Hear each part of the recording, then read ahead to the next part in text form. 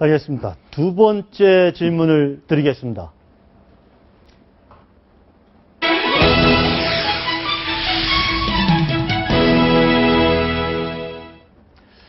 저 말씀을 재헌절 때 또 하셨습니다. 그죠? 네. 승자 독시 선거구제를 계속 진행을 해야 되는 건지 말아야 되는 건지 어떻게 해야 된다고 보십니까?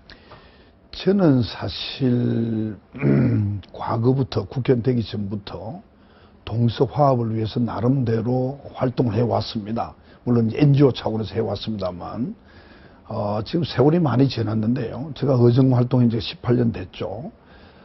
정말 우리 이러한 정도의 노력을 가지고는 힘들겠구나.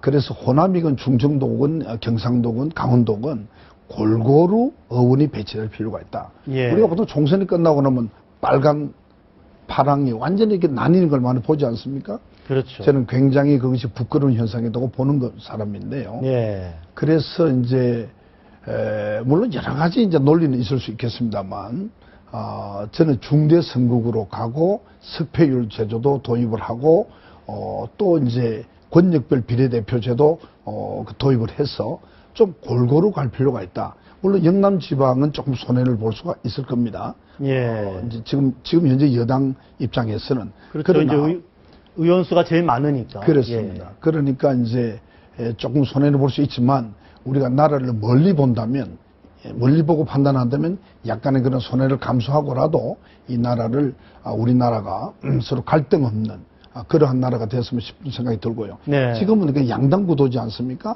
아마 제가 말한 그런 쪽이 되면 다당제로 갈 가능성이 꽤 많죠. 아마 과반수 의석을 차지하는 경우가 좀 적어질 수도 있죠. 그래 되면 독일식으로 서로 연정을 해서 예. 나라를 끌고 가고 그렇게 되면 우리 정치가 훨씬 더 좀 발전적으로 가지 않겠느냐.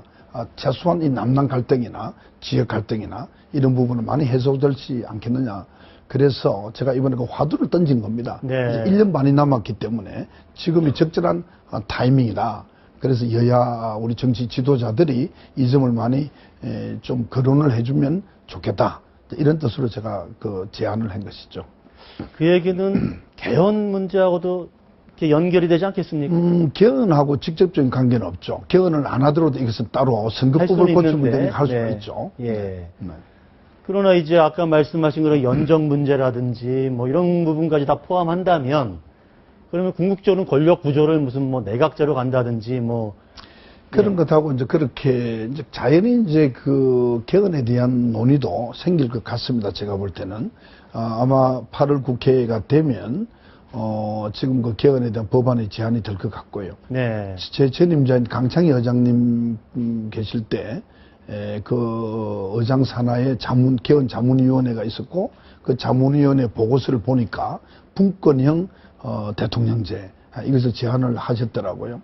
그래서 이제는 그 논의가 개헌에 대한 논의가 시작할 때가 됐습니다. 네. 저희가 세 번째 질문 보겠습니다.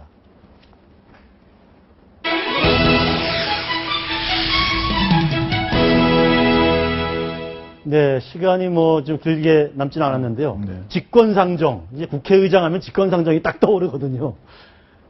일치 안 하실 겁니까? 물론이죠. 물론이고, 이제는 여야가 대화와 타협을 통하지 않고는, 뭘 한 발짝도 나아갈 수가 저는 없다고 봅니다.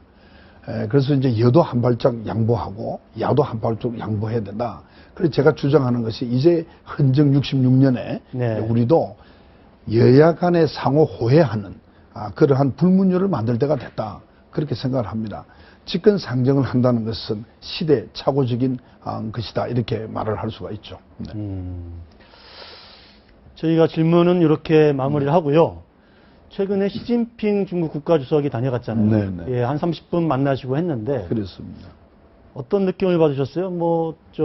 그 이웃은 뭐 천금을 주고 네. 뭐도 살 수 없다 뭐 이런 제가 좋은 말씀 하셨는데 예. 제가 이제 만나기 전에 이렇게 자료를 보니까 예. 이제 이익할 이자 네. 제가 이제 경상도 사람인데 발음이 잘 안 좋습니다만 이자 제 이름이 의자 화자지 않습니까? 예, 예. 이자 화지 갈지자를 쓰고요. 예. 그리고 의지 화야라. 그래서 이제 일을 통해서 화를 이루면 모두에게 이롭다. 네. 그런 얘기가 있었고요. 그리고 이제 그 전날 시주석께서 이웃 사촌이라는 이야기를 했었는데 저는 그 좋은 이웃으로서 우리가 정말 좋은 관계를 가지고 있는 나라가 됐으면 좋겠다. 이런 취지로 이야기를 했고 제가 보니까 상당히 제가 눈을 이렇게 서로 이렇게 같이 마주 봤는데 야, 그랬습니까? 상당히 그 선량한 그런 아. 눈을 가진 지도자다 이렇게 생각을 했죠. 근데 겉으로 보기엔 상당히 선량하고 온화해 보이지만 속은 그렇지 않다. 뭐 이런. 그것은 오랜 기간 동안에 예. 인생을 살아오면서 뭐 시주석이나 저나 나름대로의 그런 내공은 다 있다고 봐야 되겠죠. 네. 잘 알겠습니다. 지금까지 정의화 국회의장님과 하반기 국회 운영 방향에 대해서 말씀 들어봤습니다. 오늘 말씀 감사합니다. 감사합니다.